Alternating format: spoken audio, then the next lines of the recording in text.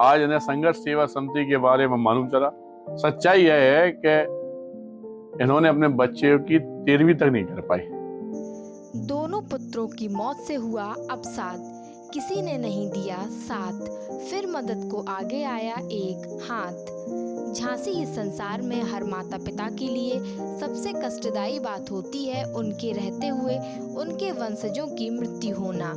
एक माँ बाप के लिए अपने बेटे बेटी या वंशजों की अर्थी देखने से बड़ा कोई दुख नहीं हो सकता, लेकिन जिस माँ के 2 पुत्रों का देहावसान हो गया हो उसका जीवन कितना कष्टदायी होगा।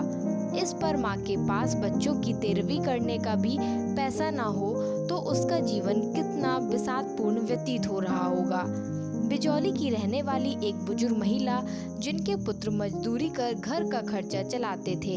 एक पुत्र कोरोना काल में तो दूसरा पुत्र कुछ समय पूर्व परलोकवासी हो गया। इसके बाद घर चलाने की पूरी जिम्मेदारी बूढ़ी माँ पर आ गई, लेकिन घर की माली हालत इतनी बुरी कि माँ अपने पुत्रों की 13वीं भी नहीं कर पा रही थी।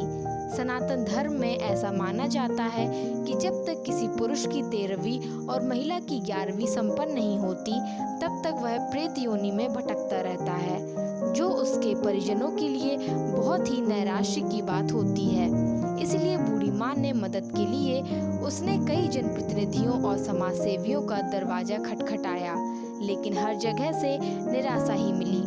महिला की निराशा को देखकर पड़ोस में रहने वाले दिनेश नामक व्यक्ति महिला को लेकर संघर्ष सेवा समिति कार्यालय पहुंचे, जहां महिला ने डॉक्टर संदीप को अपनी पूरी व्यथा सुनाई।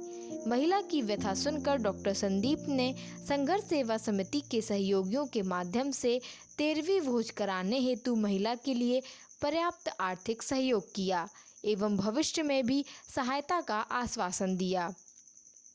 बूढ़ी माँ रोते हुए डॉक्टर संदीप को ढेरों आशीर्वाद दिए एवं उनकी व संघर्ष सेवा समिति के उज्जवल भविष्य की शुभकामनाएं भी दीं। इस अवसर पर डॉक्टर संदीप ने कहा, आधुनिकता से भरे इस युग में हमारा समाज मानव मूल्यों में पिछड़ता जा रहा है। आज जो प्रकरण सामने आया है यह बहुत ही चिंता का विषय है। एक माँ अपने बच्चों की 13वीं करने के लिए दर दर भटक रही है और हमारे गणमान्य लोग भी उसकी सहायता नहीं कर पाए। यह बड़ी ही निराशा वाली बात है। मेरा मानना है आम आदमी भी अपनी क्षमता के अनुसार किसी का सहयोग कर सकता है। यदि आप किसी भी प्रकार से किसी का सहयोग करते हैं तो ईश्वर अवश्य आपको कुछ न कुछ लाभ देगा। मैं यह आश्वासन दिलाता हूँ, जब भी मेरी जानकारी में ऐसा कोई प्रकरण आएगा मैं मदद के लिए सदैव तत्पर रहूँगा। इस अवसर पर स्वामी राजपूत, विजय प्रताप सिंह, मनोज खरे, अच्छे लाल, भाई साहब लोधी, संजीव हंसारी, अमित नेता, पंकज पहाड़िया, मनीष लेखपाल, राहुल सेठ, सोनू खैया, संजीव बंटी पंजाबी, एडवोकेट यशवंत नगरा, कुंज बिहारी श्रीवास, बसंत गुप्ता, संदीप नामदेव, आशीष विश्वकर्मा, अरुण पांचाल, दीक्षा साहू, सुशांत गेंडा, राकेश अहरवार, राजू सेन आदि उपस्थित रहे।